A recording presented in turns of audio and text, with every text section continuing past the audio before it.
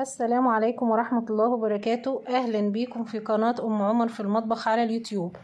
كل سنة وانتم طيبين وربنا يعود الأيام عليكم جميعا بخير إن شاء الله. هنعمل النهاردة بقى الفتة المصرية، بس فيها شوية تكات كده، تابعيهم معايا ما تجريش الفيديو عشان فيها شوية تكات حلوين هتستفادي منهم جدا. هتعملي شوية فتة مفيش بعد كده. جبت حلة تكون كبيرة واسعة كده، سخنتها كويس، حطيت فيها شوية زبدة وشوية زيت على النار يسخنوا. هنعمل ايه دلوقتي؟ انا سخنت، حطيت مية في الكاتل تسخن تغلي معاكي، او مية على البوتاجاز تغلي جنبيكي كده. هنا حطيت فصين مستكة، دول بيخلوا للحمة ريحة حلوة قوي. هنعمل ايه دلوقتي؟ هندي للحمة صدمة اهو، نزل حتة جنب التانية كده، ما تحطيش اللحمة فوق بعضيها. نشوحها نحمرها من الجنبين اهو. المستكة هتدي للحمة ريحة حلوة جدا. عايزة تحط سمنة بلدي حطي، بس لازم تتحط مع الزيت عشان ما تتحرقش لوحديها. يعني حط شوية زيت كده مع مكعب زبدة او مكعب سمنة وسيحيهم. هنا اللحمة هنديها لون على الجنب ده ونقلبها على الجنب التاني. شوفي خدت صدمة معاكي، لما تيجي تستوي هتحتفظ بالعصارة بتاعتها جواها، هتبقى اللحمة طرية من جوه وجوسي كده وحاجة حلوة. نقلبها كلها على الجنبين، لازم تاخد معاكي لون من الجنب التاني، ولازم تحطيها على نار عالية، لازم النار تكون سخنة جدا. حطيها على اكبر عين بتاع البوتاجاز وتكون نارها عالية. هنا بقولك نستنى تاخد لون على الجنب التاني. هنا بقى الحلة ما خدش معايا الكمية كلها، فهشيل شوية على جنب كده، وفي نفس الحلة هحط الباقي التاني جنب اللحمة كده اهو زي ما انتوا شايفين. في الوقت ده انا معايا مية بتغلي، ما ينفعش تحطي على اللحمة مية باردة. واللحمة انا بجيبها من عند الجزار، بديها شطفة خفيفة تحت الحنفية، ما تنقعيش اللحمة في مية وتسيبيها لو مجمدة، ما تنقحاش، سيبيها لما تفك براحتها خالص، عشان لما بتحطيها في مية ولغاية ما تفك الفايدة بتاعتها كلها بتنزل اهو. نقلبها على الجنب التاني تاخد معانا برضو لون كده ذهبي. تشوح معانا، شوحها من كل الجوانب كده. هتاخد شوية شوربة مفيش بعد كده، اللحمة هتبقى ريحتها تحفة. هنا اهو بعد ما اتحمرت معايا كلها هي من الجوانب كلها، هننزل بقى. شايفه الميه مغليه قد ايه؟ ننزل بالميه كده، ونعازل تاني برضو نزودها لو الميه قلت معانا في الحله بعد ما تغلي، نزودها برضو ميه مغليه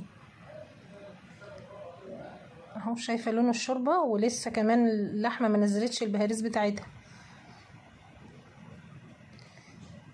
اهو. هنعمل ايه بقى؟ نديها بقى المنكهات بتاعتها، نديها تقليبه كده الاول، نتاكد ان مفيش اي حاجه لازقه في الحله من تحت. شوف اللحمه واخده لون ازاي.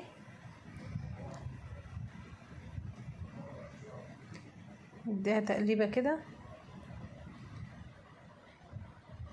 هنحط ايه بقى دلوقتي؟ هنحط طماطم وبصل وجزر اهو.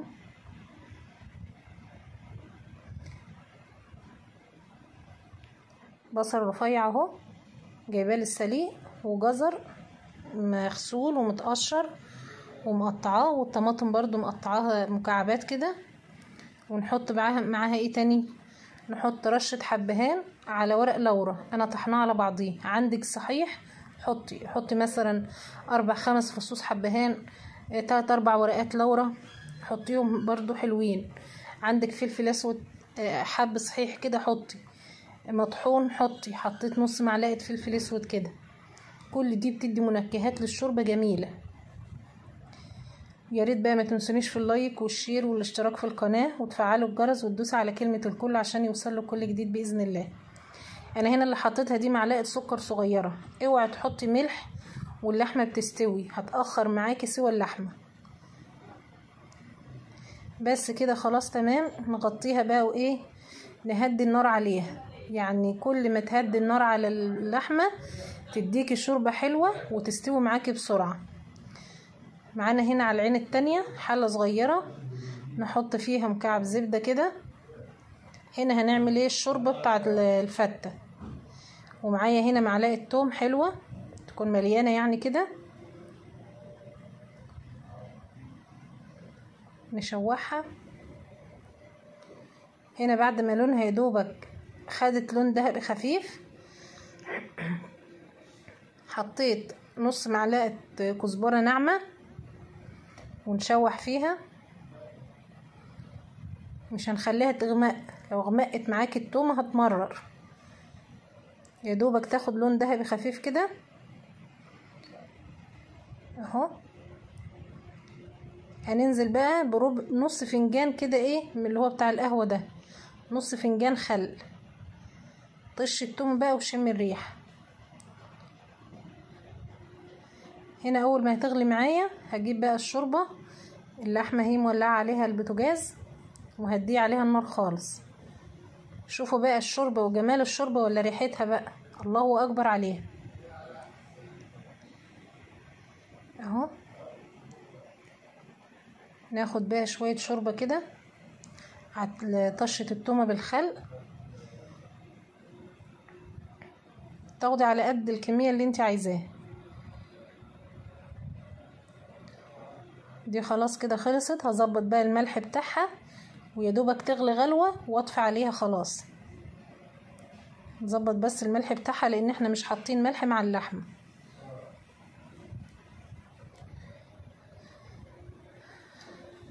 سيبنا بقى الشوربه على جنب تغلي. هنا جبت الطاسه، طاسه او صينيه اللي انت عايزه تعملي فيها. دي هنعصق فيها اللحمه برضو شويه زيت مع مكعب زبده يسخنوا كويس جدا عشان ندي للحمه صدمه. هنا برضو معايا فص مستكه، ما عندكيش عادي ما فيش اي مشكله، بس بصراحه بيدي للحمه طعم وريحه حلوه. نسيحه كده هو اول ما بينزل بيسيح لوحديه، بس هاتيه من عند حد تكون موثوقه فيه علشان ما يديكيش حاجه تاني غير المستكه. ما تكتريش برضو، لو كترت منه هيمرر معاكي في الاكل. هنا نزلت باللحمه نديها صدمه اهي. نوزعها كده في الصينيه كلها، نشوحها كده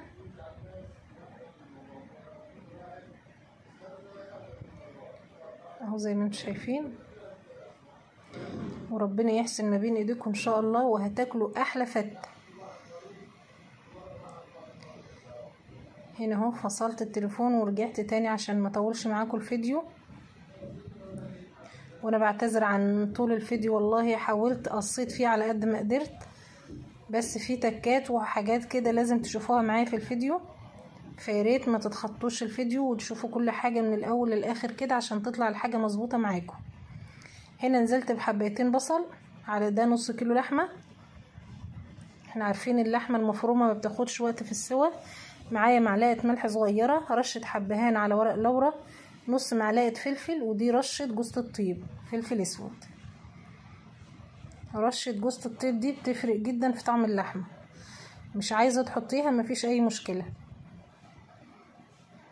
هنا اهو نشوح فيها شوية.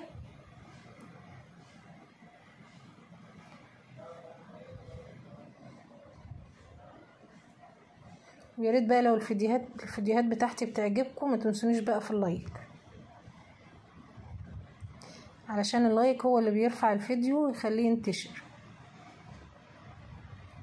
هنا جبت حوالي حبايتين طماطم كده ضربتهم في الخلاط ونزلت بيهم على اللحمه. دي خلاص برضو كده خلصت معانا. نظبط بقى الملح بتاعها.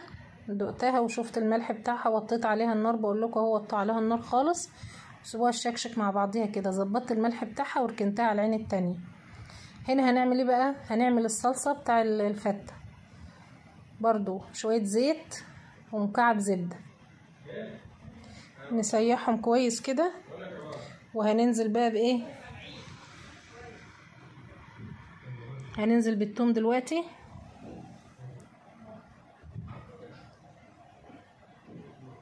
اهو. هو الثوم والخل البطل معانا النهارده في الفيديو. نشوح كده التومه، وتوم يعني كزبره ناعمه. قلب فيها كويس.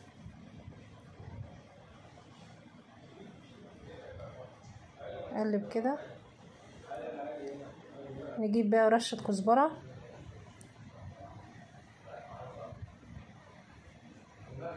انا التومه وانا بدقها ببقى حاطه لها ملح، فتخلي بالك من الشوربه برضو وانت بتحطيها. دوق الشوربه الاول قبل ما تزودي ملح تاني. هنا حطيت الكزبره، نشوح فيها شويه يدوبك لون ذهبي خفيف. وياريت بقى الخل اللي تجيبيه يكون يعني نوعه حلو، عشان ايه يعني الخل الحامي بيديكي ريحه وطعم كده وانت بتطشي في التومه. في خل تاني كده بيبقى بارد تطشيه مهما لو فضيتي الازازه كلها، ولا يأثر في الطشه ولا اي حاجه. هنا معايا اهو ربع كوبايه، فنجان برضو. شوفوا ده الخل ده حامي حلو، فاول ما نزلت بيه على التومه شوفوا عمل فوران كده وطشطشه وريحه حلوه. مين زي بيحب ريحه الطشه كده بتاع الفته. هنا كنت عصره شفشق طماطم، نزلت بيه هنا على الطشه بتاعتنا. نديها تقليبه. الصلصه الفته ما بتاخدش غير ملح وفلفل اسود. صلصه الكشري ملح وكمون. هنا حطيت دي معلقه سكر صغيره عشان تعدل الحموضه بتاع الطماطم، وهنحط دي معلقه ملح ونديها تقليبه ونسيبها بقى ايه مع نفسها تتسبك. دي كده تالت حاجه خلصنا منها. ايه اللي باقي تاني هوريكم دلوقتي. بقولك وطي عليها وسيبيها بقى مع نفسها. هنا بقى نعمل شويه الرز اللي مفيش زيهم. جبت حله حطيت فيها شويه زيت، نحط فيها برضو مكعب زبده اهو. نسخنه كويس برضو. شويه الرز دول، وبصي وانت بتاكلي الفته هتاكلي عيش في الفته ورز وصلصه كله متطعم واخد طعم الخل والثوم. ازاي هقولك دلوقتي. ادينا اهو سخنا المكعب الزبده، نسيحه كويس. هنعمل رز مش زي اي رز يعني. ان شاء الله الفته هتعجبك جدا ومش هتعملي غيرها. هطعمه ازاي بقى الرز. هنا معايا معلقه، هي معلقه توم صغيره او معلقه من اللي بتاكلي بيها الرز دي. شوحها، مش هنخليها تغمق، يا دوبك لون ذهبي خفيف. هنا مش هنحط كزبره، هنا هنعمل الرز هنديله طعم الفته. كل معلقه هتاكليها في الفته طعمها كلها فته.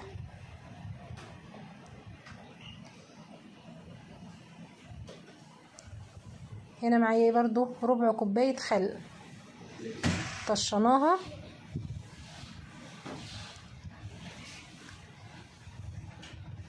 ننزل بقى اول ما غلت معانا كده. غسلت الرز اهو. اعملي الكميه اللي انت عايزاها. قلنا كوبايتين الرز بياخدوا كوبايتين ونص ميه عشان الرز يطلع معاكي مفلفل ومظبوط. ولازم الميه مغليه، يا ميه يا شوربه. انا طبعا عامله شويه شوربه محترمين، فعمري ما هستخدم ميه وانا عامله شوربه حلوه. الشوربه بتاع اللحمه هتطعم لي الرز اكتر واكتر مع الطشه اللي احنا عملناها فيه دي. هنا هشوح شويه الرز مع الثوم والخل اهو. ما تستعجليش عليه وتطشيه على طول بالشوربه، لا شوحي فيه شويه لغايه لو كان فيه ميه في الرز وانت بتحطيه هتتبخر كلها وهتلاقي الرز طالع مفلفل معاكي. هنا احط بقى الملح. عارفين الشوربه ما فيهاش ملح، انا بملح الشوربه في الاخر خالص لما اخلص كل حاجه. بملح عشان اللحمة بتاعتها. ننزل بقى بالشوربة. شوف الشوربة جميلة ازاي، شوية شوربة من الاخر يعني.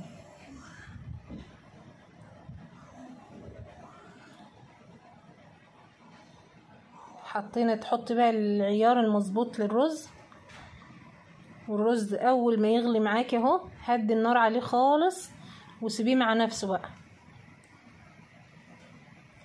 هنا بقى بعد ما خلصنا كل حاجة، الشوربة دي لازم تكون بتغلي وانتي نازلة عليها العيش. جبت عيش اهو، عايزة تجيبي عيش شامي، عيش بيتي، عيش من الفرن يكون محمص، اللي متاح عندك اعملي بيه. لازم الشوربة تكون بتغلي عشان لو الشوربة باردة العيش هيطلع معضم معاكي. فلازم الشوربة تكون بتغلي، تنزليها على العيش. العيش هيضطر معاكي، احنا مش هنكتر له شوربة علشان ما يبقاش معجن، احنا هنحط الشوربة المظبوطة. هنا شوفوا قد ايه الرز مفلفل معايا. ننزل بقى بالرز. الرز هنا هتقولي لي لونه غامق ليه؟ علشان الثوم والخل اللي حطيناه له والشوربة بتاعتنا الدسمة الحلوة اهو. يا ريت بقى ما تنسونيش في اللايك والشير والاشتراك في القناة وتفعلي الجرس وتدوسي على كلمة الكل عشان يوصلك كل جديد بإذن الله. هنا حطيت الرز وسويته. نعمل ايه بقى؟ هنجيب دلوقتي الصلصة، والصلصة برضو معايا سخنة. لو الحاجة دي عملتيها وبردت ولاعي عليها، بس الرز يستحسن انه يتعمل على طول قبل تقديم الاكل عشان يبقى سخن كده حلو معاكي ومفلفل. هنا انا ما نسيت اصور الحته وانا بحط الفلفل الاسود في الصلصه. حطي فلفل اسود مع الصلصه بتاع الفته. هنا حطيت الصلصه اهو، وقدمي برضو في طبق جنب الطبق ده، بس نسيت اصوره برضو. هنا اللحمه اللي عصجناها نحط شويه كده على الوش. يا سلام بقى على دي فته خطيره. وعايزه اقولك برضو ممكن الفته دي تنفع من غير لحمه خالص، يعني عادي اعملي فته من غير لحمه مفرومه. هنا بقى اللحمه بتاعتنا اهي، كنت رشيت عليها رشه ملح وفلفل اسود وقدمتها بالشكل ده، وقدمت جنبيها طبق صلصه كده اللي عايز يزود قدامه. وبألف هنا وشفا، وربنا يحسن ما بين ايديكم ان شاء الله، ويا رب ان شاء الله تجربوها وتعجبكم. هنا قدمنا اهو طبق لوحده يفتح النفس بصراحه. شوفوا قد ايه جميل وشكله حلو وشكله يفتح النفس. وكل سنه وانتم